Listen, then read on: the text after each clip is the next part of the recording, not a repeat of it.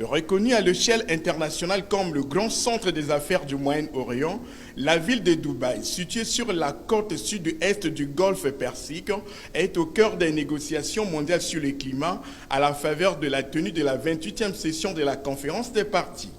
À ce grand rendez-vous annuel de l'ONU sur les questions climatiques, plusieurs dirigeants du monde ont confirmé leur participation, à l'instar du Congolais Denis Sassou Nguesso, arrivé à Dubaï ce 30 novembre 2023.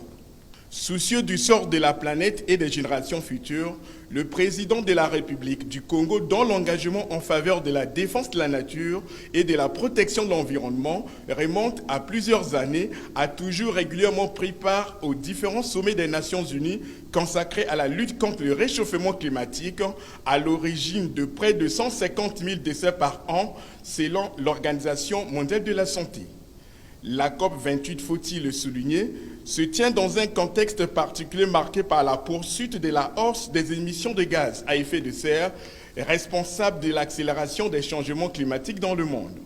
Pour sauver la planète et tracer la meilleure voie pour l'avenir, les pays développés considérés comme les gros émetteurs de CO2 sont appelés à accorder une attention particulière aux engagements issus du deuxième sommet des 3 bassins forestiers tropicaux du monde, tenu du 26 au 28 octobre 2023 à Brazzaville, à l'initiative du président Denis Sassou Nguesso, président de la commission climat du bassin du Congo.